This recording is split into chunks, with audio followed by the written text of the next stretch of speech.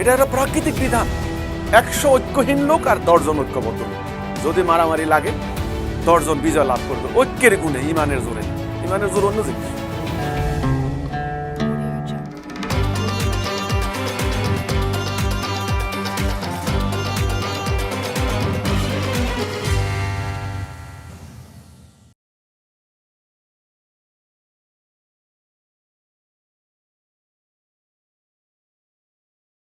বিসমিল্লাহির রহমানির রহিম। সবাইকে স্বাগতম জানাচ্ছি, শুভেচ্ছা জানাচ্ছি, সালাম মোবারকবাদ। সালামু আলাইকুম ওয়া রাহমাতুল্লাহি ওয়া বারাকাতুহু। সম্মানিত সুধীবৃন্দ, আমরা গত পর্বগুলিতে যে বিষয়গুলি কথা বলেছি আপনারা নিশ্চয়ই সেগুলি মনে রেখেছেন। আজকে আমি গত পর্বে যে বিষয়টি আলোচনা করেছিলাম সেই পর্বের বাকি অংশটুকু আজকে কথা বলবো। তো আমি যে কথাটা বলেছিলাম আপনারা নিশ্চয়ই খেয়াল করেছেন যে নবী করিম সাল্লাল্লাহু আলাইহি সাল্লামের আগমনের উদ্দেশ্য কী ছিল। এখন তো আমরা রাসূলের প্রতি বিশ্বাস করে, রাসূল আখিরি নবী, বিশ্ব নবী, উনি কিভাবে কোন আমল করেছেন সেই আমলগুলি করার চেষ্টা করি আমরা। তিনি কিভাবে খেতেন, কিভাবে ঘুমাতেন, কিভাবে মিসওয়াক করতেন, কিভাবে কোন দোয়া দরুদ পড়তেন, কিভাবে নামাজ পড়তেন, রোজা রাখতেন, কখন সেহরি খেতেন, কখন ইফতার করতেন, কি ইফতারের সময় কি খেতেন, এগুলি খুঁটে আমরা খুঁজে বের করছি হাদিস থেকে। তারপরে সেগুলি আমরা আমল করে আমরা পাক্কা মোমেন উম্মতে মুহাম্মদী হওয়ার চেষ্টা করছি। ঠিক আছে, আমি আপনাদের এই আমলের প্রতি সম্মান জানিয়ে, এই বিশ্বাসের প্রতি আমি শ্রদ্ধা জানিয়ে আমি সে কথাটাই বলছি। এত কষ্ট করছি, সারা জীবন পার করে দিচ্ছি, কিন্তু একটা বিষয় জানতে হবে, আকীদা। রাসূলের আগমনের উদ্দেশ্য কী, রাসূল কী জন্য এসেছেন, কি মৌলিক বিষয়গুলি তিনি শিক্ষা দিয়েছেন, এবং কোন জিনিসটা আমরা হারিয়েছি, যেই কারণে একদা লৌহ কঠিন ঐক্যবদ্ধ জাতি আমরা আজকে খণ্ড বিখণ্ড হয়ে গেলাম। একদা সেরা জাতি, আজকে আমরা দুর্বল জাতি হয়ে গেলাম। একদা বিজয়ী জাতি, আজকে পরাজিত হয়ে গেলাম। একদা শাসক জাতি, আজকে আমরা গোলাম জাতিতে পরিণত হলাম। আজকে জ্ঞান বিজ্ঞান থেকে আমরা 1000 মাইল দূরে ছিটকে পড়ে গেলাম। আজকে অন্ধত্ব, কুপমণ্ডকতা, কুসংস্কার, অযৌক্তিক কর্মকাণ্ড আমাদেরকে পেয়ে বসেছে।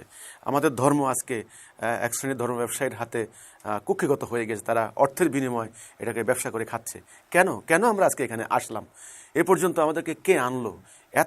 এত কানাগুলি পাড়ি দিয়ে আমরা কি করে হারিয়ে গেলাম সেই মহাসড়ক থেকে, সিরাতুল মুস্তাকিম থেকে? এই প্রশ্নগুলির উত্তর আমাদেরকে খুঁজতে হবে। এটা একটা বিরাট প্রশ্ন। যদি আমরা না খুঁজি উত্তর, যদি আমরা বিশ্লেষণ না করি, গবেষণা না করি, চিন্তা না করি, ফিকির না করি, ধ্যান না করি, তবে আমরা এর উত্তর সঠিকভাবে পাবো না। তো মহান আল্লাহ সুবহানাহু ওয়া তাআলার অশেষ শকর, লাখ কোটি শকর আদায় করার ভাষা নেই। আমাদের মতো গুনাহগার সাধারণ মানুষ এই মহাসত্যের সন্ধান আমরা লাভ করেছি ইমামুজ্জামান জনাব মোহাম্মদ বাইজিদ খান পান্নির মাধ্যমে। তিনি আমাদেরকে এই মহাসত্য শিক্ষা দিয়ে গেলেন। তো আমরা পর্ব আকারে চেষ্টা করব আপনাদের সামনে বিষয়গুলি তুলে ধরতে। তা আজকের এই পর্বে আমি যেটা তুলে ধরছি সেটা হচ্ছে নবী করিম সাল্লাল্লাহু আলাইহি ওয়াসাল্লাম যখন মদিনা আসলেন, মক্কার নির্যাতন নিপীড়ন হচ্ছে।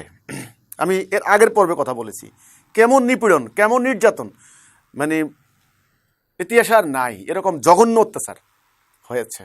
কিন্তু রাসূল কিচ্ছু বলেননি, শুধু বলেছেন আসবের, সবর অবলম্বন করো, ধৈর্য হারা হইও না, অস্থির হইও না, ধৈর্য হারা হইও না।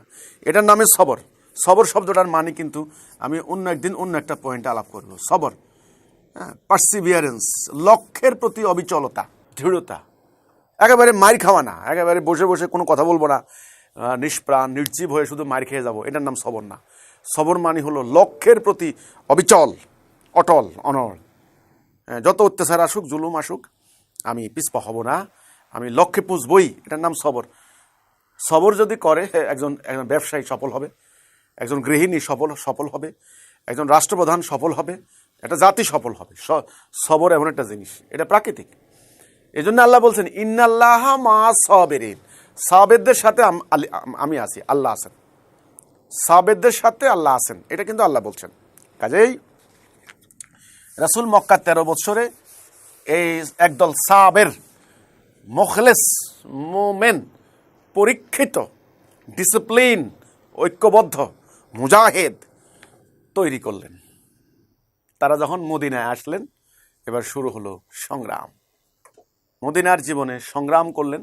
সংগ্রাম করে আপনারা জানেন যে 9 বছরে 78টা যুদ্ধ, 78, কেউ বলেছেন 100-র উপরে যুদ্ধ হলো। 78টা যুদ্ধ করলেন রাসূল। কোনোটার নাম শারিয়া, কোনোটার নাম গাজওয়া।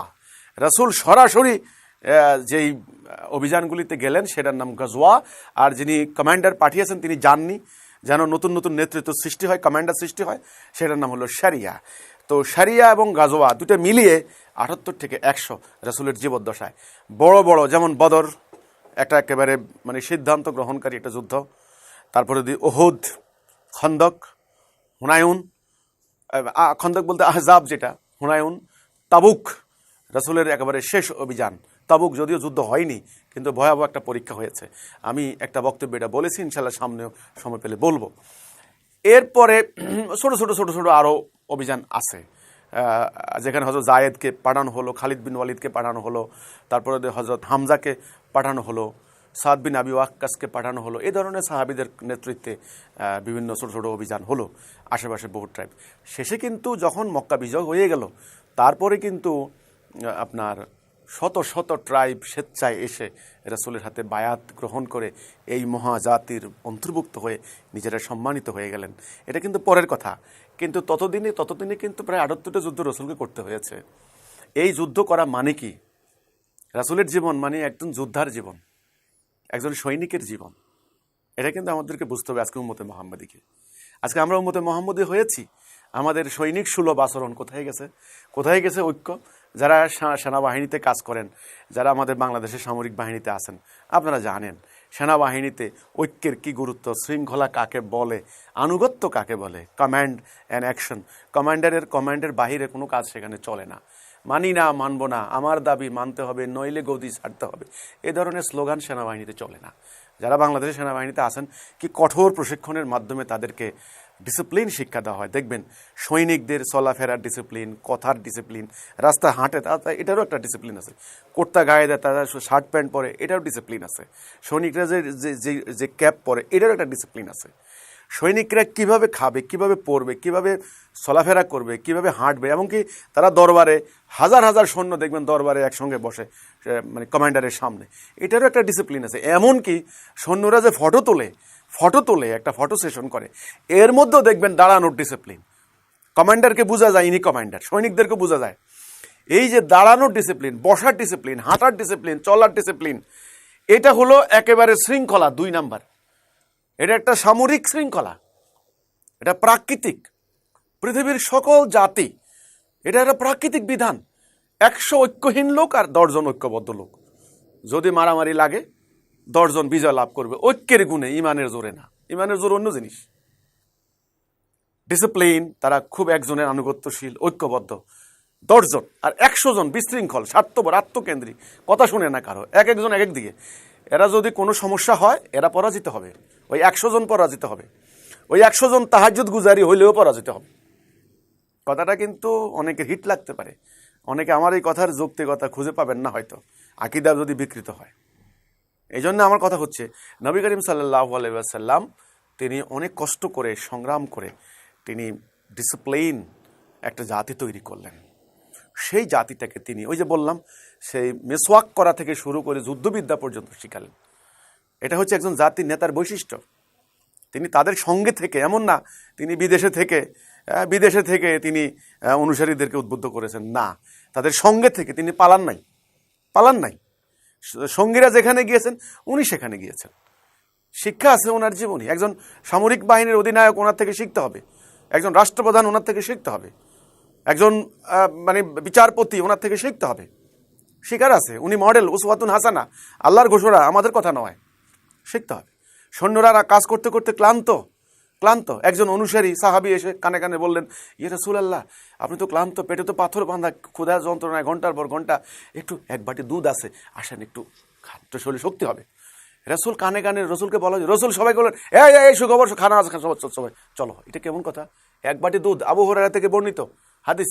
আবু হুরায়রা বলতেছেন, আমি ক্ষুধার যন্ত্রণায় অস্থির, 1 বাটির কথা শুনে তো আমি একটু সাহস পেলাম, আমি ভাগে পাবো। রাসূল যেভাবে সবাইকে নিয়ে গেলেন, তো ভাগেও পাবো না। আবু হুরায়রাকে বলতেছেন, এই সবাইকে দাও। দেওয়ার পরে বললেন, আবু হুরায়রা এখনো আছে? বলছে, হ্যাঁ, বাটিতে এখন আছে, তুমিও খাও, আমাকে দাও। এই হচ্ছেন রাসূল। 1 বাটি দুধ সবাইকে নিয়ে ভাগাভাগি করে খেলেন। মানুষের ইতিহাসে নজিরবিহীন ঘটনা। এমন সমরনায়ক আর নাই। ওনার সৈন্যরা ওনার জন্য জীবন দিবে না তো কার জন্য জীবন দিবে? আজ পর্যন্ত রাসূলকে গালি দিলে পাগল হয়ে যায়। জীবন দিয়ে দেয়। কত পাগল পারা পাগল আছে, আল্লাহর পাগল। এটাই হচ্ছে, ইনি হচ্ছেন সেই রাসূল। তাই রাসূল এই জাতি তৈরি করলেন, তাদেরকে মুজাহিদ বানালেন, সৈনিক বানালেন, যোদ্ধা বানালেন। কেন এই লড়াইটা? কেন? রাজ্য দখল করার জন্য? পররাজ্য দখল করে সম্পত্তি হালাকু খান, চেঙ্গিস খানদের মতো, তৈমুর লংদের মতো? না। নারী পরনারী লুণ্ঠন করার জন্য? না। মানুষের মনের উপরে বিরুদ্ধে, মানুষের জীবন ব্যবস্থার বিরুদ্ধে একটা জোর করে একটা জীবন ব্যবস্থা চাপিয়ে দেওয়ার জন্য? না। তিনি করেছেন শুধু মানবতার কল্যাণে, শুধু মানবাধিকার প্রতিষ্ঠা করার জন্য, যেটা মানুষের অধিকার ছিল, হক ছিল। এবং সেটা প্রমাণ তিনি রেখে গিয়েছেন। ইন্তেকালের আগে ওনার ঘর তালাশ করে কিছুই পাওয়া যায়নি। একটা পানির মোশক, একটা চামড়ার একটা বালিশ, একটা চাটাই, খেজুর পাতার চাটাই, পিঠে দাগ লেগে গেছে। এটা কল্পনার বাহিরে। তখনও জজিরাতুল আরবের একচ্ছত্র অধিপতি রাহমাতুল্লিল আলামিন, ঘরের মধ্যে দুনিয়াবী সম্পদ বলতে এই, আর কিছু নাই। আর আছে কি? 9খানা তলোয়ার, 9খানা তলোয়ার, তীরকোষ, বল্লম, ঘোড়া, এগুলি আছে, মানে যুদ্ধ অস্ত্র তিনি রেখে গেলেন। তিনি জিজ্ঞাসা করলেন, কেউ কি আমার কাছে কিছু পাওনা আসো? এক সাহাবী বললেন যে হ্যাঁ, আমি একবার 10 দিরহাম একজনকে হেল্প করার জন্য বলছিলেন, আপনার পক্ষ থেকে আমি দিয়েছিলাম, এটা এখন দেন। যে অমুকরে অমুক জিনিস, আমার অমুক জিনিস বিক্রি করে তাকে দিয়ে দাও, হাসুরের দিন আমি ঋণগ্রস্ত হয়ে উঠতে চাই না। তিনি বলছেন, কাউকে কি আমি অন্যায়ভাবে আঘাত করেছি? আসো কি এমন কেউ? এক সাহাবী বললেন, ইয়া রাসূলুল্লাহ, একবার এক জেহাদের ময়দানে প্রশিক্ষণ দেওয়ার সময় আপনি আমার পিঠে গুঁতো দিয়েছিলেন, আমি ব্যথা পেয়েছি। বলছেন, ঠিক আছে, আজকে প্রতিশোধ নাও। আস্তিন তুলে দিলেন। বলছেন, হাসরের দিন আমি জালেম, মানে অন্যের উপরে অত্যাচারী হিসেবে উঠতে চাই না। তো ওটা তো হলো ওই সাহাবীর কৌশল ছিল। তিনি আস্তিন খোলার সঙ্গে সঙ্গে তিনি চুমু খেতে লাগলেন পাগলের মতো। বলছেন, কেন এটা করলে? বলছি, ইয়া রাসূলুল্লাহ, আমি বুঝতে পেরেছি আপনি আর আমাদের মাঝে থাকবেন না, সেজন্য শেষবারের মতো আপনাকে স্পর্শ করার লোভ সামলাতে পারলাম না, এই জন্য এই কৌশল নিলাম। এই হচ্ছেন রাসূল পাক সাল্লাল্লাহু আলাইহি সাল্লাম। তিনি যখন থুতু ফেলতেন, সেই থুতু নিয়ে সাহাবায়ে কেরাম গায়ের মধ্যে মেখে নিতেন। তারা বলতেন, খুশবু আম্মারের গন্ধ বের হচ্ছে, খুশবু বের হচ্ছে। এই হচ্ছেন তিনি রাসূল পাক সাল্লাল্লাহু আলাইহি সাল্লাম। আজকে যারা রাসূলকে গালি দিচ্ছেন, আজকে যারা রাসূলকে অপমান করে কথা বলছেন, তাদের অজ্ঞতা দেখে, তাদের জ্ঞানের মানে কমতি দেখে হতবাক হতে হয়। তিনি এতটাই প্রভাব সৃষ্টিকারী ছিলেন, আজ পর্যন্ত তার প্রভাব, তার নূর প্রজ্বলিত হচ্ছে দিক বিদিক। কাজেই আমার কথা হচ্ছে এটা যে এই জিনিসটা নবী করিম সাল্লাল্লাহু আলাইহি সাল্লাম এমন একটা জাতি তৈরি করলেন, সেই জাতির লক্ষ্যটা ছিল সারা পৃথিবীময় আল্লাহ দেওয়া সত্য দিনটাকে প্রতিষ্ঠা করা। সারা পৃথিবীময়, এখানে সারা পৃথিবীকে আমি বোঝাচ্ছি। রাসূল নিজের জীবদ্দশায় আরবে প্রতিষ্ঠা করে দিয়ে গেলেন। আরব দিনটা হেদায়া এবং সত্য দিন।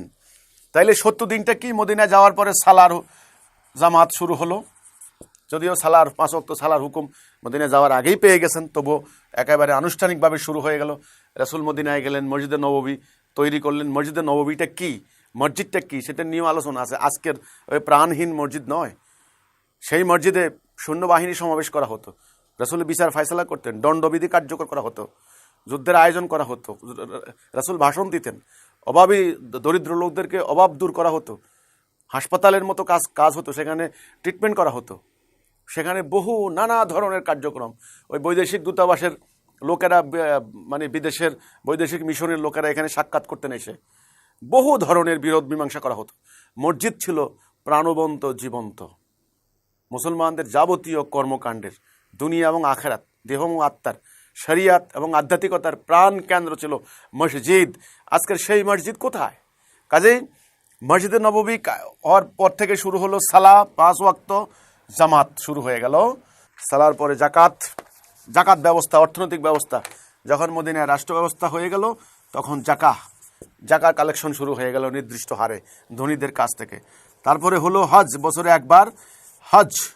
যেই মক্কায় কাফেরদের কন্ট্রোলে ছিল, যেই কাবাঘর 360টা মূর্তি ভর্তি ছিল, সেই কাবাঘরকে ধুয়ে মুছে পরিষ্কার করা হলো, আল্লাহর তাওহীদের ঘোষণা দেওয়া হলো। সেদিন কাবাঘর, যেদিন মক্কা অভিযানের দিন আল্লাহ রসুল কাবা ঘরে প্রবেশ করার সময় তিনি সেই ঐতিহাসিক সেই আয়াত সেটা পাঠ করতে করতে তিনি ঢুকলেন। সূরা বনী ইসরাইলে আছে, জাহাল হক জাহাকাল বাতিল ইন্নাল বাতিলা কানা জাহুকা। সত্য এসে গেছে, মিথ্যা বিতাড়িত বিদূরিত হতেই হবে, বিতাড়িত হওয়ারই জিনিস। তাহলে হজ, সাওম, এরপরে যেটা আমরা বলি ফাস্টিং, এই সাওম বৎসরে একবার, অর্থাৎ 30 দিন, দিনের বেলায় সেলফ কন্ট্রোল, এই জিনিসগুলি আমল। দিনুল হক, দিন, এ দিন মানে হলো জীবন ব্যবস্থা। দিন জীবন ব্যবস্থা, এই দিনুল হক সত্য জীবন ব্যবস্থা। দিন দুই প্রকার, একটা আল্লাহ দেওয়া দিন, একটা হলো শয়তানের বানানো দিন, মানুষের তৈরি দিন। তাহলে দিন কয় প্রকার? দুই প্রকার, এটা আল্লাহ দেওয়া, এটা ইবলিসের তৈরি করা। ইবলিস মানুষকে দিয়ে প্ররোচিত করে, ইনফ্লুয়েন্স করে একটা দিন বানাবে। এটা ভুল, এটা বাতিল, এটা দালালা, এটা প্র্যাকটিস করলে অশান্তি হবে। এই জন্য আল্লাহ রাব্বুল আলামিন তিনি যে দিনটা দিলেন, সে দিনের নাম রাখলেন দিনুল হক। এই যে দিনুল হক, সত্য দিন। তাহলে দিন মানে জীবন ব্যবস্থা। তাহলে আমরা কোনটা নেব? দিনুল হক, আল্লাহ দেওয়াটা। তো এখন এই দিনের এই বুনিয়াদ, এই সালাহ, যাকা, হজ, সম, এটা কি? এই আমলগুলা কার জন্য? এই আমলগুলা কার জন্য? ঈমান আর আমল, ঈমান আর আমল কথাটা মনে রাখতে হবে। কিন্তু আগে ঈমান, তারপরে আমল। যাদের ঈমান নাই তাদের আমলের কোনো দাম নাই। যারা ঈমান আনবে তারা মোমেন, তারা আমল করবে। আমল করবে কেন? আমলেরও বা উদ্দেশ্য কি? এই উদ্দেশ্য কি এটা জানার নাম আকীদা। আমি বারবার বলেছি, উদ্দেশ্য কি, কি, কেন, আমলের উদ্দেশ্য কি? আমল, আমল কেন করব? আমল, উদ্দেশ্য, উদ্দেশ্য কি? এই আমলের উদ্দেশ্য কি? আমল সম্পর্কে জানার নাম আকীদা। এই বস্তুর উদ্দেশ্য কি? লেখা। হ্যাঁ, এই বস্তুর উদ্দেশ্য কি? মোসা। তাহলে দুটার উদ্দেশ্য আলাদা হয়ে গেল। উদ্দেশ্য আগে জানবো না আগে হাতে নেব? আগে উদ্দেশ্য জানবো। এই আমলগুলি কেন আমি সালাহ করব, কেন আমি যাকাত দেব, কেন আমি হজ করব, কেন আমি সম রাখবো, এটা জানার নাম এই আমল সম্পর্কে আকীদা। যদি আকীদা ভুল হয়, এই আমলগুলি কোনো ফলাফল দিবে না, কোনো রেজাল্ট আসবে না। যেমন একটা গাড়ির সবগুলো মিলেয়া একটা গাড়ি, তবে লুকিং গ্লাসের আলাদা একটা উদ্দেশ্য, সাইড গ্লাস, আশেপাশে দেখে অন্য কোনো গাড়ি আসে কিনা। ইঞ্জিনের একটা উদ্দেশ্য, ইঞ্জিন দিয়ে কি হয়? ইঞ্জিন শক্তি যোগায়। আবার ওই ইঞ্জিন চলার জন্য তেলের একটা ব্যবস্থা আছে, তেল সরবরাহ, ডিজেল বা পেট্রোল। তারপরে হলো তেলকে সরবরাহ করার জন্য বিভিন্ন লাইন আছে, তার আছে, হ্যাঁ, চ্যানেল আছে। তারপরে গাড়িটার বডি বসানোর জন্য সেসিস বসানো হয়, পিস্টন দেওয়া হয় ঘোরার জন্য। তারপরে চাকা আছে, চাকার ভিতরে বাতাস দেওয়া হয়। তারপরে হুইল ডাইনে বামে ঘোরানোর জন্য। লাইট আছে, ব্যাক লাইট, ফ্রন্ট লাইট, হ্যাঁ, সাইড লাইট আছে ইঙ্গিত দেওয়ার জন্য, সামনে পিছনে দেখার জন্য। এই যে গাড়ির বিভিন্ন অংশ আছে, পার্টস আছে, এগুলি কেন? প্রত্যেকটার আলাদা আলাদা উদ্দেশ্য আছে। এটা এই জন্য, যেমন আমার বডি, হাত দিয়ে ধরে, চোখ দিয়ে দেখে, কান দিয়ে শোনে, ব্রেন দিয়ে চিন্তা করে, পাও দিয়ে হাঁটে, হ্যাঁ, হার্টের একটা কাজ, লাংয়ের একটা কাজ, তারপরে আপনার কিডনির একটা কাজ। এইভাবে শত শত অঙ্গ প্রত্যঙ্গ নিয়ে কিন্তু আমি একটা মানুষ। তো আল্লাহ দ্বীনের ফরজ, নফল, সুন্নত, ওয়াজিব, মুস্তাহাব, এই ধরনের শত শত নিয়ম কানুন, এটা আমল আমরা বলি, আমলের সালে। এই ধরনের শত হাজারো আমল নিয়ে দিনুল হক। এখন এই আমলগুলির কিন্তু এক একটা উদ্দেশ্য, সবগুলো মিলাইয়া একটা উদ্দেশ্য, মানে একটা পারপাস সার্ভ করে, একটা উদ্দেশ্য হাসিল করে। সেটা হলো এক মুমিনের চরিত্র তৈরি করে। এই আমলের উদ্দেশ্য হচ্ছে মুমিনের চরিত্র সৃষ্টি করে। এই কথাটা মনে থাকবে, যেন আমল করে কেউ জান্নাত যেতে পারবে না। এই কথাটা অনেক অনেক কষ্ট লাগবে কথাটা শুনতে। হাদিসেই আছে, রাসূল বলেছেন, হ্যাঁ, একেবারে হাদিস, আব্দুল্লাহ ইবনে ওমর থেকে বর্ণিত হাদিস। তিনি বলছেন, একদিন আল্লাহ রাসূল সালাতের কথা বললেন, যাকাতের কথা বললেন, এমনভাবে বলতে মনে হচ্ছে আজকে কোনো আমলের কথাই বাদ রাখবেন না। বলছেন আমল করেও মানুষ জান্নাত যাবে না। তাহলে কিভাবে জান্নাত যাবে? রাসূল বলে দিয়েছেন, মান কালা লা ইলাহা ইল্লাল্লাহ ফাদাখালাল জান্নাহ। অবশ্যই ওই হাদিসে আছে আল্লাহ দয়া, রহমত, এই দয়া করবেন মুমিনদেরকে। তো কথা হচ্ছে যে আমল করে জান্নাত যাবে না, জান্নাত যাবে কি দিয়ে? তাওহীদ দিয়ে। ওই হাদিসে অবশ্য আরও আছে, কাউকে আকেলের বেশি পুরস্কার দেওয়া হবে না। এই আকেলটা কি? বুদ্ধি, ব্রেন, চিন্তা। কেন আমি আমল করব, কি উদ্দেশ্য? আজকে আমল করা হচ্ছে, দুনিয়া ভর্তি করে ফেলা হচ্ছে আমল, নিখুঁত আমল, সতর্কভাবে আমল করা হচ্ছে, একেবারে মেটিকুলাসলি আমল করা হচ্ছে, একদম মানে খুঁটিনাটি আমল, যেন কোনো মিস্টেক না হয়। কিন্তু আকেলের বেশি পুরস্কার দেওয়া হবে না, রাসূল বলেছেন। এতে আমল করে কেউ জান্নাত যেতে পারবে না। জান্নাত যাওয়া হবে যে তাওহীদ দিয়ে এবং তাওহীদ ভিত্তিক এই দিন প্রতিষ্ঠা করার মধ্যে দিয়ে। কেন আমলগুলো করব সেটা বোঝার জন্য। তাহলে আমলের উদ্দেশ্য কি? চরিত্র গঠন করবে। কার চরিত্র? মোমেনের চরিত্র।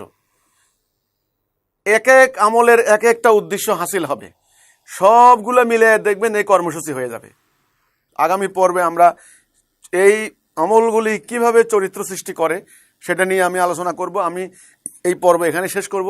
আবারও বলছি, এই আমলগুলির সত্য দিন, এই আমলগুলির উদ্দেশ্যটা কি? উদ্দেশ্য হচ্ছে চরিত্র সৃষ্টি করে, অ্যাট্রিবিউটস, গুণাবলী। কার চরিত্র? মোমেনের চরিত্র। মোমেনের চরিত্র, মোমেন এই চরিত্র দিয়ে কি করবে? লক্ষ্য হাসিল করবে। যেমন সেনাবাহিনীর লোকদেরকে বিভিন্ন ধরনের প্রশিক্ষণ দেওয়া হয় একটা চরিত্র সৃষ্টি করার জন্য, সরকারি কর্মকর্তাদেরকে প্রশিক্ষণ দেওয়া হয় একটা চরিত্র সৃষ্টি করার জন্য, আপনার বিভিন্ন প্রতিষ্ঠানের কর্মচারীদেরকে প্রশিক্ষণ দেওয়া হয় একটা চরিত্র সৃষ্টি করার জন্য। উদ্দেশ্য হচ্ছে একটা লক্ষ্য হাসিল করবে, একটা উদ্দেশ্য অর্জন করবে, এটার নাম আকীদা। সেই উদ্দেশ্য যদি হাসিল করা না হয়, এই ঈমান আনা, চরিত্র অর্জন করা, প্রশিক্ষণ দেওয়া সব বৃথা, সব বৃথা।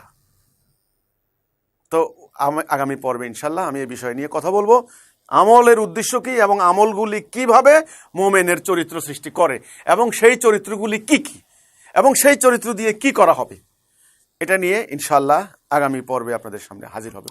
ততক্ষণ সবাইকে আবারও ধন্যবাদ জানাচ্ছি, সালাম জানাচ্ছি। সালামু আলাইকুম ওয়া রাহমাতুল্লাহি ওয়া বারাকাতুহু।